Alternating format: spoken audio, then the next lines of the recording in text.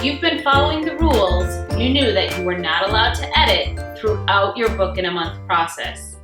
Well, today is when we start to really dig in and do that take apart part of the transition and take apart week. Taking it apart is all about editing. And editing is such a scary word because I know you own that piece that you created. You poured yourself into it. You poured work into it. You poured emotion into it. And you really feel wedded to many of the different elements of your manuscript. But if you want your manuscript to go beyond you, it needs an edit. And I don't care if you're John Grisham, you still get an edit. So here's one of my favorite stories that I've written. I know we're not supposed to pick favorites of our own as writers, but this is my book, Mary Macon. It was the second in my Tale Traveler series. And I remember when I first finished it, I was like, yes, this is my best story I've ever written. And then I handed it over to my editor, Stacy Marie. And let me tell you, this is what I got back from her. This manuscript bleeds with ink. And you know what? I absolutely love her for it. Because of the work that she did on it, I know that it came out a better work than what I originally had. So editing is absolutely a mandatory step in your book in a month. And I like to tackle it with a little something I call the devil's in the details approach, the 666 of editing. So let's talk about some of the basics. First, you have your 6 steps. Your 6 steps include spelling, grammar, punctuation, accuracy, and consistency. Now, some of those made a little bit more sense probably than others. So obviously spelling, grammar, punctuation, those are just basic mechanics. If I have somebody send me a work that they want me to take a view of, and they haven't done these basic steps of spelling, grammar, and punctuation, I send it back. Do not be that person. It is completely unprofessional. And you cannot expect somebody to look at you as a professional if your work is not. When it comes to accuracy, timeline, and consistency, these are a little bit subtler. Accuracy, obviously, if you're writing nonfiction, you need to be factually accurate. But then when you're writing fiction, there needs to be an element of accuracy to that as well. In my first of my Tale Travelers books, I have Henry go back in history and become Christopher Columbus. Obviously, I can't have him get on an airplane to cross the sea because it's just not historically accurate. When you take away every element of believability in your fiction, that lack of accuracy is going to turn off a reader. There becomes too much that they have to try to buy in before they're able to actually believe the story. And so they might just put the book down.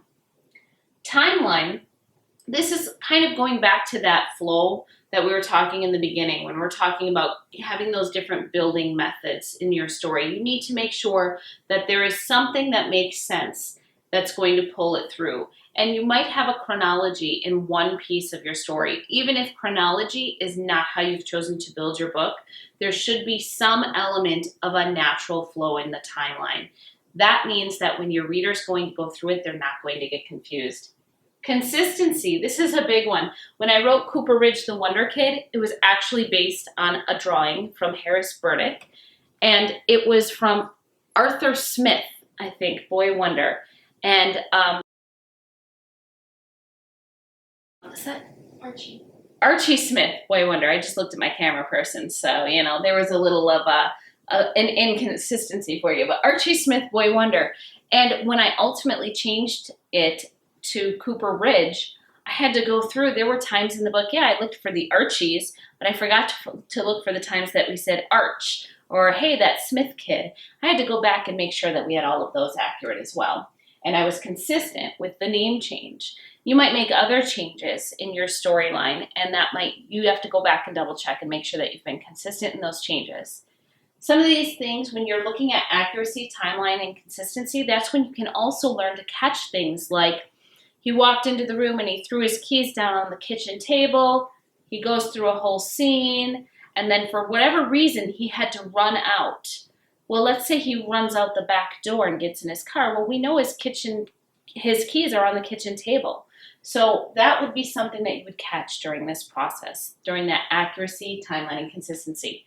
The first 6 of the Devil's in the Detail editing are the 6 steps: spelling, grammar, punctuation, accuracy, timeline, and consistency. The second 6 are the 6 considerations that you have to have as a writer. Your structural organization. Once again, is your story in that logical order? I know we touch on this one a lot. We want to make a touch point on this one very often because nothing turns off a reader like confusion. So once again, you're going to look at that structural organization. You're going to say, is there anything that I've left out? Is there anything that's out of order? Is this the proper order for this book to be in? Creative selections. This is down to that word piece that we talked about in the power words and the mood vocabulary. Are you really making selections that are aligned to your genre, are aligned to you as the author? Are they unique? Are they actually creative? Or are you doing nothing but tropes? You really want to make sure that you have a nice mix of creative selections in your work, things that are unique, which is going to take us down to here in a little bit, but we're going to talk about that when we get there. Target market. Your genre might be for a specific market. Because of that, you need to make sure that the words align with that the language aligns with that. If you're writing an industry standard book as a business professional, you need to make sure that you are using some industry standard terminology. Same thing goes with if you are writing a book for teen girls, you're going to not want to have to put a lot of sex into that because you're going to end up on the controversy list. You're going to cut out part of your target market because their parents are the ones buying them those books. Make sure your reading level is aligned with the content level and is aligned to the target market that you are looking to reach with your book. Current trends. You don't necessarily want to align perfectly with the current trends, but when it comes time to sell the book, which we're going to talk about in our extra bonus days of lessons that follow the 4 weeks of lessons, if you want to have a marketing opportunity, you need to say, this is important right now because. So that's how current trends come into place. Doesn't mean that you have to be, hey, this is the next Hunger Games. Yes. Hunger Games is done. People aren't looking for the next Hunger Games. But you might say, you note how post-apocalyptic stories have been really popular in recent years. However, readers are looking for something new. This book might bridge the gap from post-apocalyptic stories to memoirs. And that's why your publisher wants this story. Again, you want to know current trends, not necessarily to imitate them, but so that you're able to sell your book. Unique selling point. This is that bridge piece. You don't want to be what everybody else is. You want your creative selections as well as how you use current trends to make your book unique.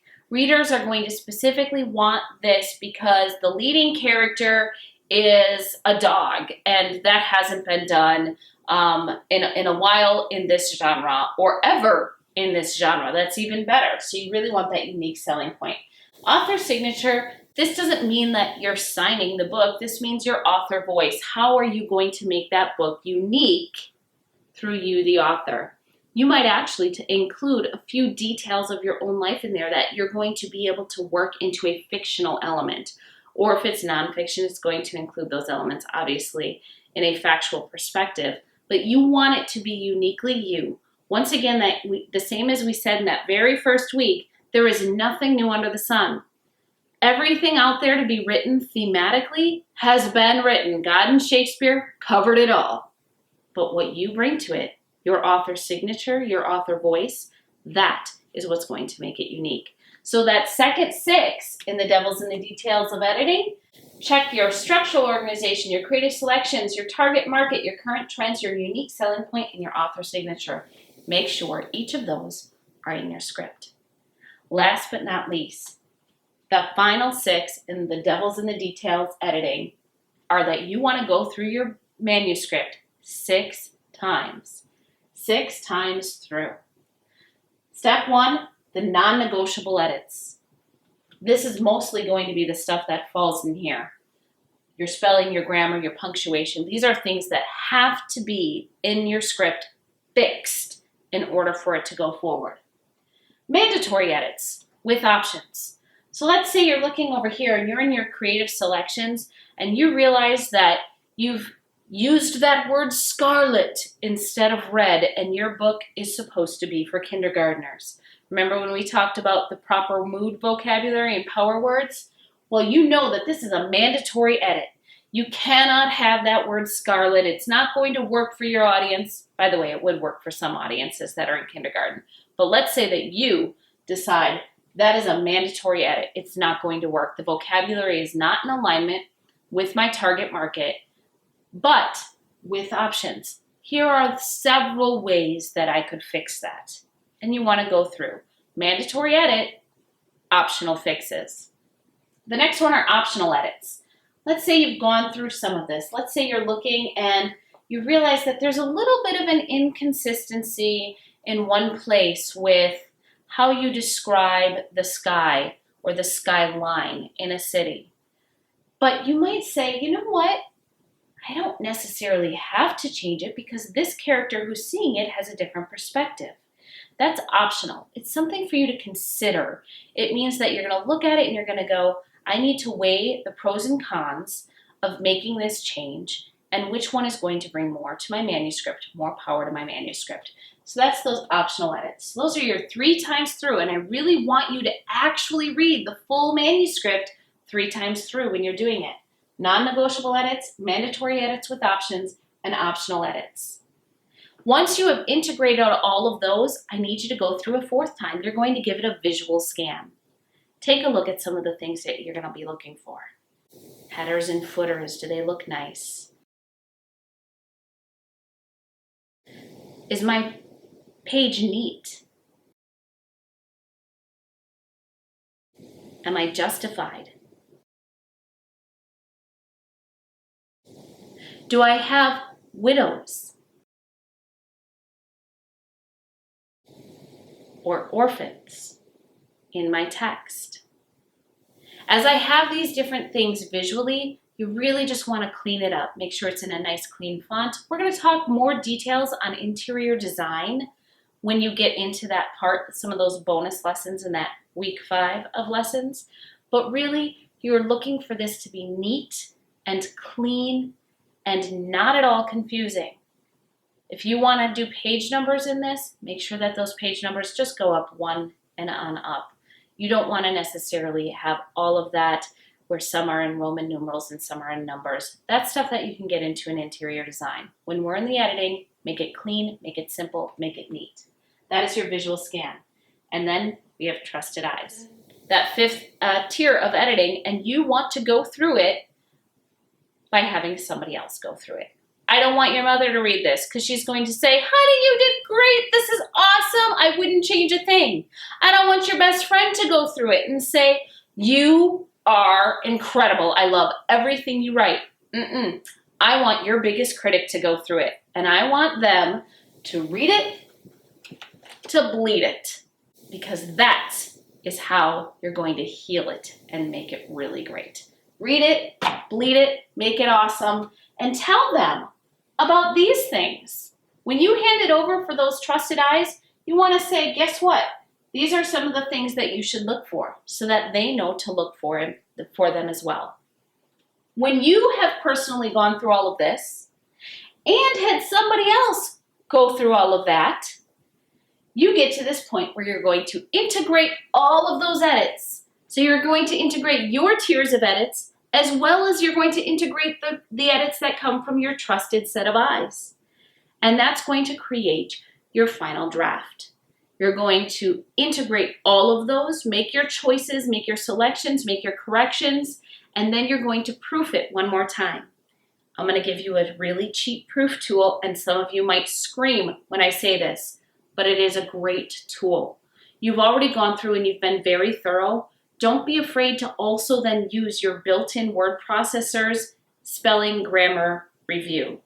I'm not saying that that should be your editing tool, but it's a good thing to go through it one more time during this proofing process because sometimes it'll catch things such as you put 2 spaces after a period and you forgot about that. So you can go through and you can replace all of your 2 spaces after a period with 1 space because we're not writing in 1980 anymore. You're going to be able to catch things like, oops, there was a double word that neither I nor my editor Words My Trusted Eyes Caught. You're going to be able to catch a few things that stand out to you. Now, some of the grammar suggestions that they make, even some of the spelling suggestions that they might make, may not be right, but it's just one more layer, and that's a great time to pull it in, is during this proof period. 666 of editing, when you get to the 6 times through, it's your non-negotiables, your mandatory edits, your optional edits, a visual scan, a trusted set of eyes, and the integration and proof of your manuscript. Overall, the devil's in the detail editing, looking at your 6 steps, your 6 considerations, and your 6 times through, is going to benefit you by bringing you a much stronger script in the end. So good luck on your edit as you finish up your book in a month.